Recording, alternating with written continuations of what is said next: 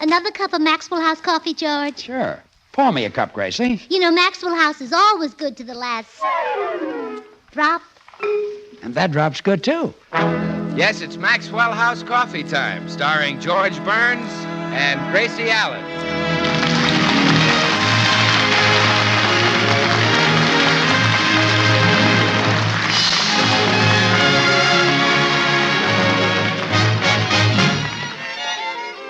With yours truly, Bill Goodwin, the music of Meredith Wilson and his orchestra, Lou Merrill, and our happy postman, Mel Blanc.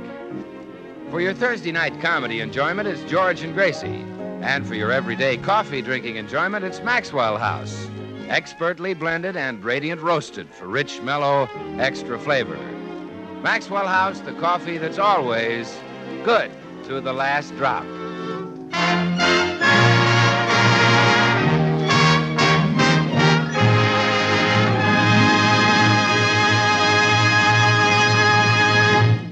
Last week, Gracie decided to earn her own Christmas shopping money and started out by selling George's cigars.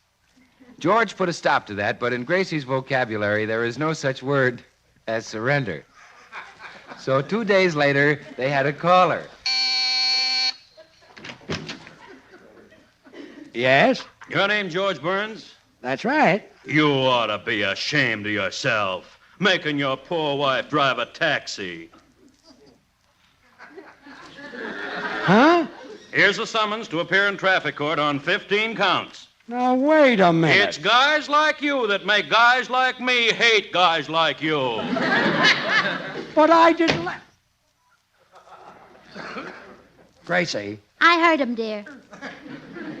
Okay, start explaining. Well, I thought I could make some Christmas money if I took our car and started a yellow cab service. Our car is black. You'd be surprised what 10 gallons of yellow paint can do. What about these traffic citations? 15 of them for going through red lights. How do you explain that? Oh, that's very simple. They only caught me 15 times. You went through more? I had to. Every time I stopped for a red light, I lost money. Why?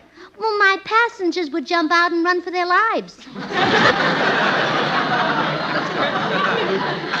So that's where the car's been. And you told me it was in a garage being repaired. It is now. You had an accident? Well, it could have happened to anyone. I was driving along, minding my own business. I stuck my left foot out to make a turn, and then... Hold it. Just a minute. You stuck out your leg? Yeah, that. Well, why did you do that? Well, I found I attracted more passengers that way. Murder. Well, before I knew it, I lost control, but I remained perfectly calm. I just sat there until they took the washing machine out of my lap. It's quite heavy. You couldn't talk with it in your lap, I guess. How did you get a washing machine in your lap? Well, we were both in the window of the May Company.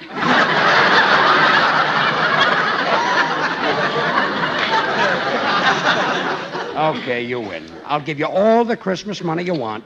You can quit trying to earn it. Oh, no. You said I didn't have brains enough to do it myself, and I'm going to show you. I'll earn my own money from Christmas if it takes me till New Year's. But, Gracie... Don't worry, I'll find a job. Other women have done all right. Look at Cleopatra. Cleopatra was Queen of Egypt. Besides, she's dead. Well, there's a job open right there. Gracie, Christmas money or no Christmas money, no more of these crazy ideas. Understand? Yes, dear. Good.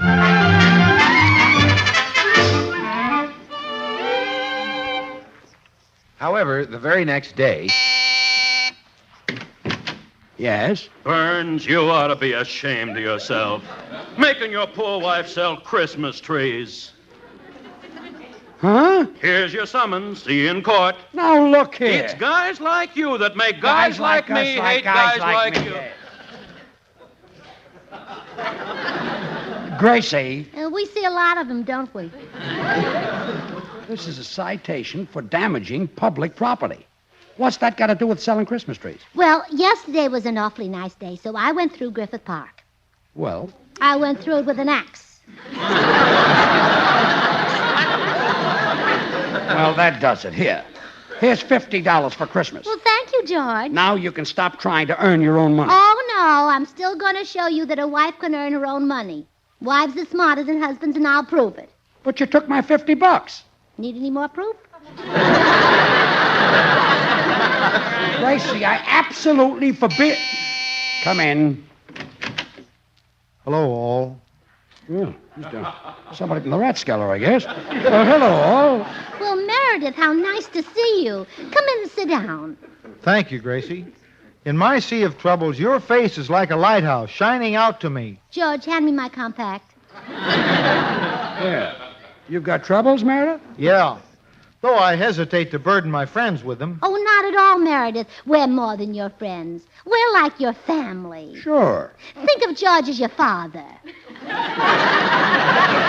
And think of me as your sister. Well, that's a comforting thought. Thanks, sis. And you too, Papa. Never mind the papa.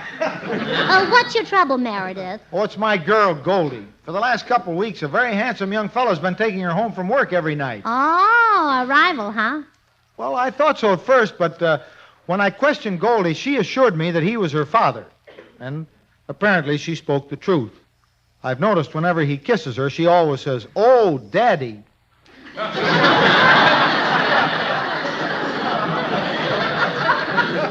Yeah, that's a sure sign. Well, anyway, Goldie has asked me to lend her $100. She says her father needs to be operated on for gout. Well, that's my problem. Should I lend it to her? Well, if she's telling the truth, yes. But is she? How old would you say Goldie is? About 20. Mm-hmm. And how old is this fellow who claims to be her father? About 25. Well, there you are. Doesn't that tell you she's lying? Yeah. Yeah, by golly, it does. I'm not so dumb. I can see through that. Oh, sure. Sure. How could a fellow that young have the gout?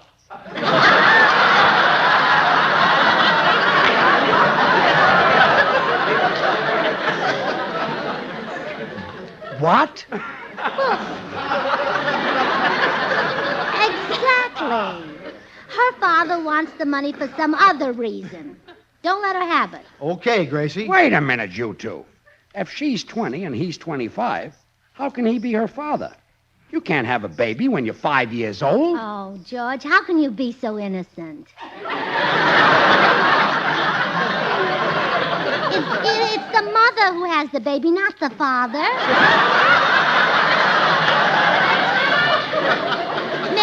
Maybe her father married an older woman.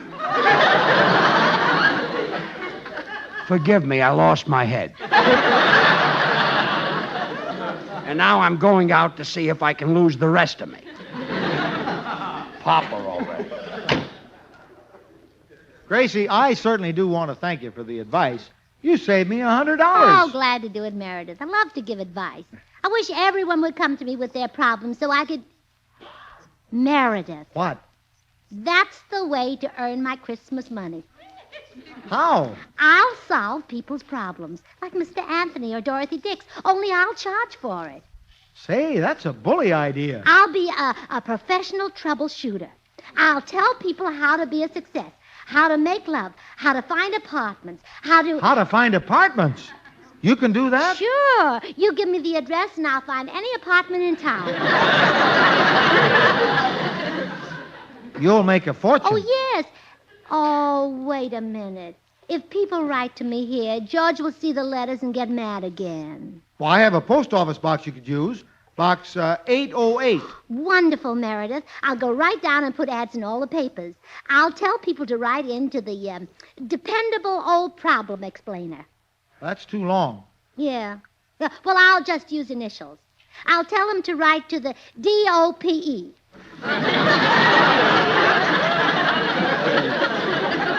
No, I don't think I'd call myself that. Oh, too short, huh? Too short. Well, I'll just call myself the Problem Explainer. Isn't it wonderful, Meredith? Tomorrow morning we'll be in business.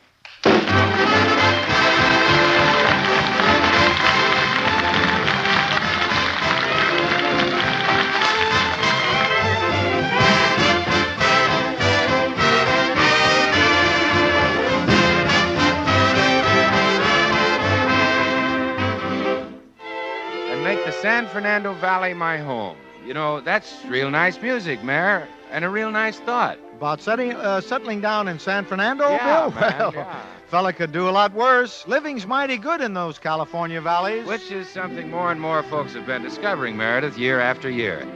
Yes, from the Sacramento and the San Joaquin, from the Santa Clara to the San Fernando itself, the earth is rich and the skies are fair. Makes you understand why the valleys of California are famed in song and story as such an impressive and beautiful part of the American scene. And you know, in its own way, Maxwell House coffee is truly part of the American scene, too. Over the years, we Americans have made coffee our national drink. And more people buy and enjoy Maxwell House than any other brand of coffee at any price. Flavors behind this popularity story, of course. The mellow, full-bodied Maxwell House flavor that results from the skillful blending of these premium Latin American coffees. Manizales for mellowness. Medellins for richness. Other choice coffees for vigor. And Bucaramangas for full body.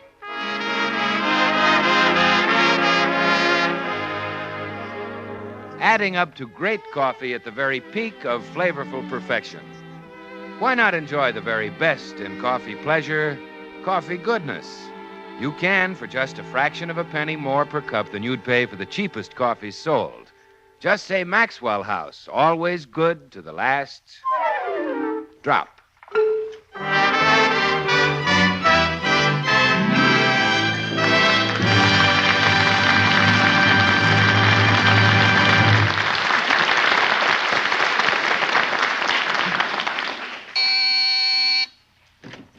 Yes? Oh, good morning, Mr. Postman. Good morning, Mrs. Burns. Here's your mail. Thanks. Say, I'm earning my own Christmas money so I can get George a nice present. What did your wife give you last year? A belt. Oh. Right in the nose. She didn't like the fur coat I gave her. Oh, that's funny. What kind of fur was it? Fox? Beaver? Gorilla. Gorilla? Well, why did you pick that? It didn't have to be altered. She could wear it just the way it came out. Oh, Mr. Postman, I think you need the services of a professional troubleshooter. Do you think I could have her shot? Oh, no, that's me. That's how I'm earning my Christmas money. I have an ad in this morning's paper. If people write to Box 808, I solve their problems. Oh, solve mine now. What shall I do about Bertha? Well, now, let's see. How long have you been married? 17 years and 5 days. Uh-huh. And how long have you been unhappy? 17 years and 4 days. Well, at least you were happy the first day. No, that was yesterday. She was out of town. Well, I hardly know what to suggest, Mr. Postman. Have you ever thought of leaving Bertha? Oh, I could never do that. I complain a lot, but if I ever left Bertha, I'd die. You would? Yeah, she'd kill me. Well, goodbye, Mrs. Burns, and remember, keep smiling.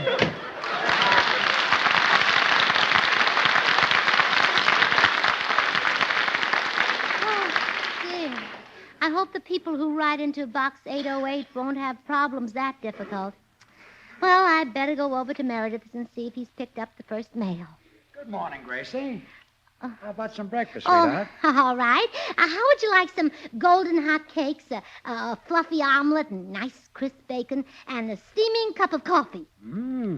That's for me. Good. Go down to the drugstore and ask for the number 2 breakfast. I'd like to eat my breakfast here. Oh, by the time you carry it from the drugstore, it'll be cold. I want you to fix my breakfast. Oh, well, I have to hurry out, dear. Gracie, are you in another business to earn Christmas money? Oh, no. Is that the truth? Well, if I'm fibbing, may this ceiling fall down. Okay. Goodbye, dear. And please have the plaster swept up before I get back.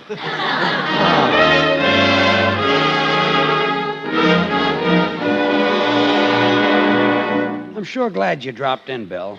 I need your advice. What's the trouble, George? Oh, it's Gracie again. You know how she's always getting crazy ideas? But now she's got the craziest idea since she married me. Yeah, she'll never top that one.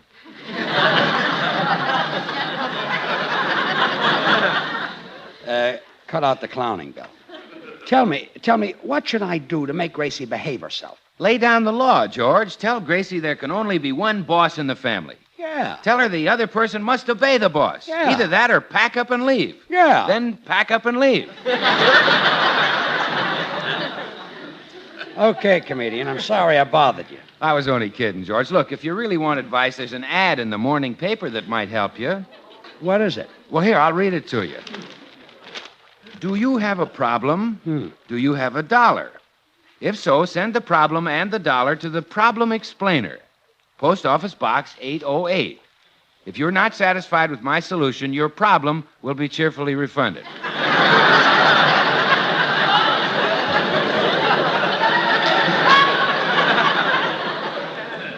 Hand me the pen. I'll try anything. Dear Problem Explainer, my wife is always getting me into trouble. How can I make her obey me? How shall I sign this? Heckled husband? Mistreated male? How about puzzled pipsqueak? Or anxious antique? I'll use heckled husband. Okay.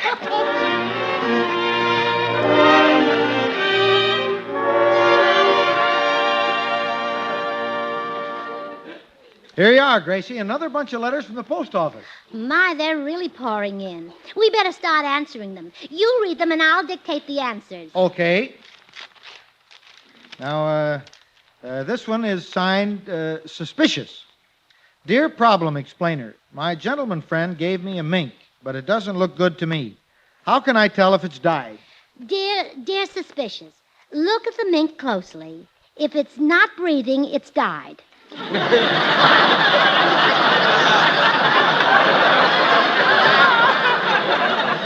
Next letter.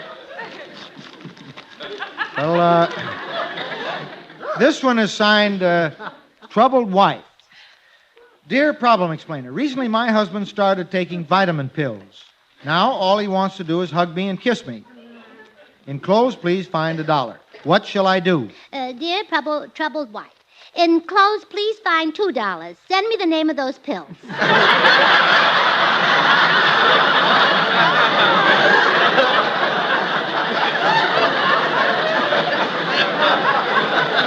Next letter.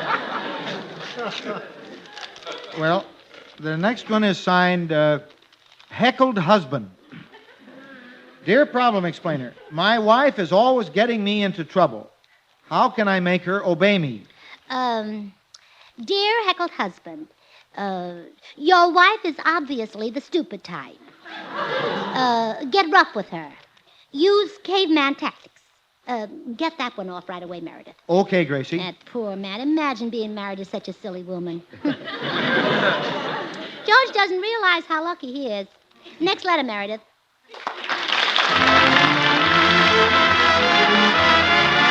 Now here's Meredith Wilson with an old favorite, Time on My Hands.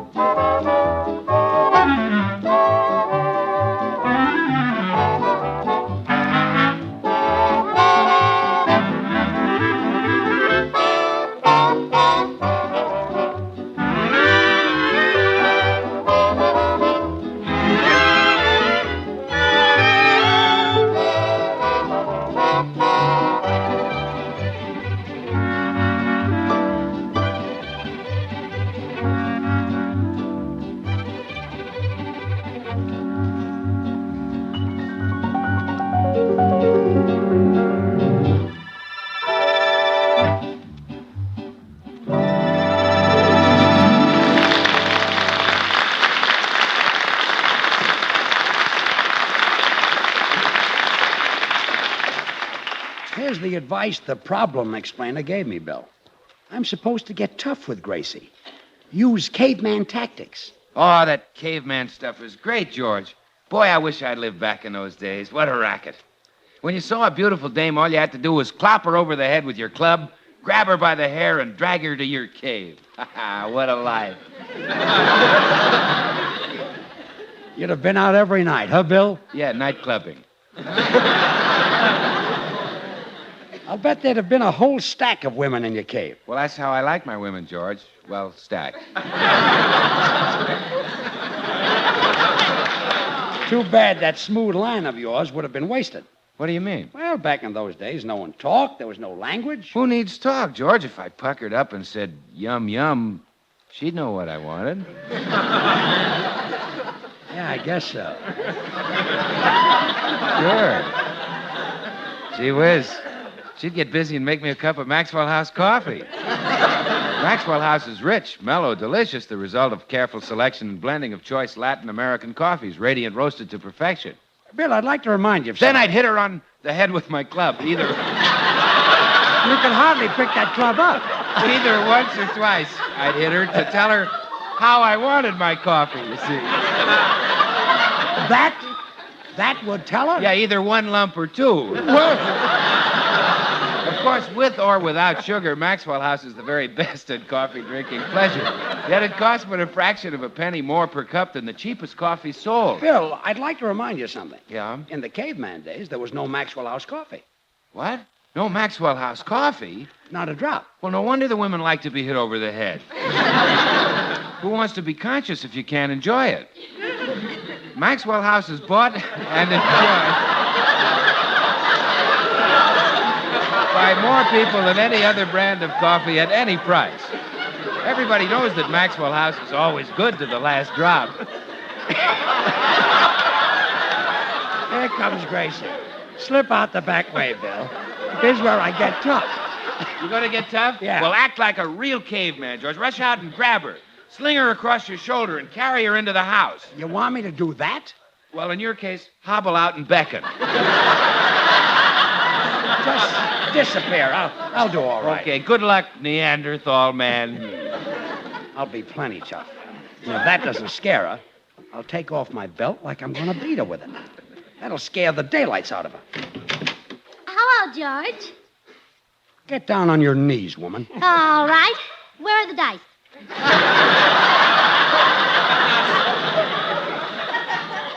Don't you understand? I'm about to beat you. Oh, you always say that, but I always win. This is no game. And from now on, you'd better say sir to me. Suppose you thought you were married to a mouse. Oh, no, George, I never thought that. You didn't, huh? No, you've never liked cheese. You'd never like cheese, sir. You better be scared of me. I'm a caveman. Take a look at this chest. Where? Right here. Move your hand. I can't see it. Right here. Isn't that the chest of a caveman? Oh, yes. It's very badly caved. Gracie, Oh, you're awfully puny, George. you're awfully puny, sir. So you're not afraid of me, huh? No, dear. Well, maybe this will do it. You see what I'm doing? Yeah, you're taking off your belt. Yeah. And what do you think is going to happen now? Well, it just happened. Your pants fell down.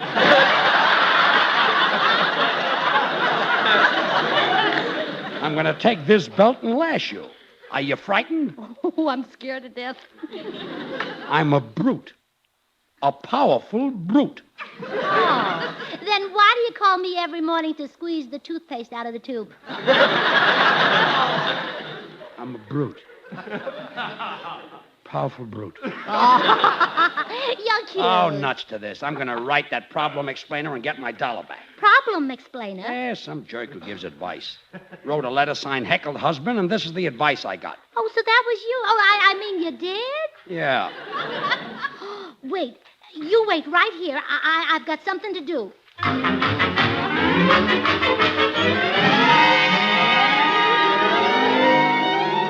Oh, quick, Meredith. Meredith, take a letter.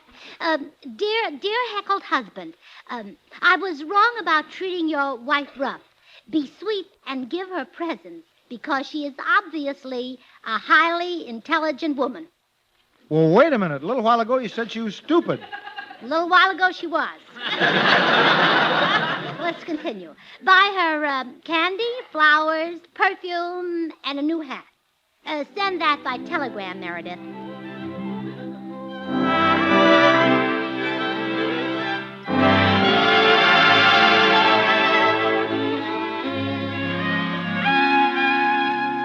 If that problem explainer went to all that trouble to wire me, it must be good advice. I hope so. This candy and stuff cost me plenty of dough. Hello, George. Ah, come in, darling. And let your adoring husband shower you with gifts. Gifts for me? Little insignificant, unimportant, irresistible me? Yes. Here's a box of candy. Oh, this is so unexpected. Here's a bouquet of flowers. I can't believe it. Here's a bottle of perfume. Oh, what a surprise. Well, what do you say now? Where's the new hat?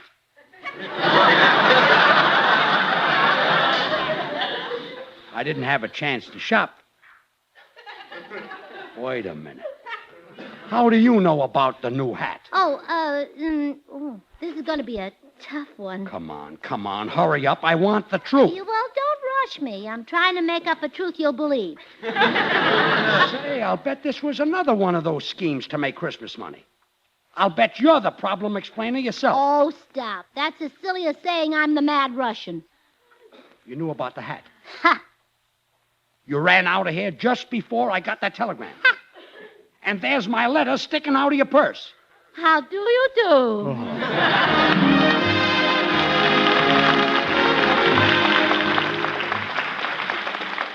Who built America? People of many races and many faiths, making their own contributions to the American scene, the American story.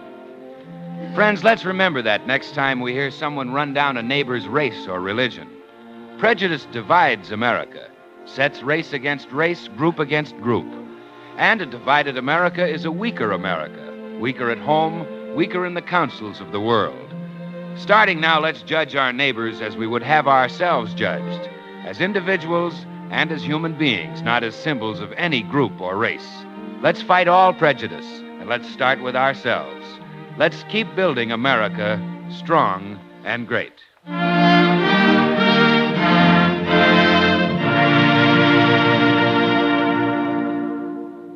Say, lady, if you're going to the grocer's tomorrow, be sure you get La France. What's La France? The bluing flakes used by more women than any other. Why? First, because a La France blued wash is not just clean. It's snowy, sparkling, blindingly white.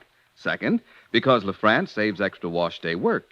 It works right along with your regular soap, blues while you wash, and completely eliminates any separate bluing job. And that name is La France?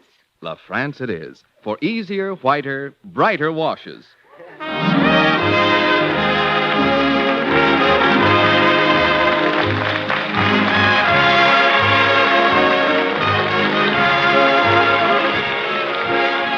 This is NBC, the National Broadcasting Company.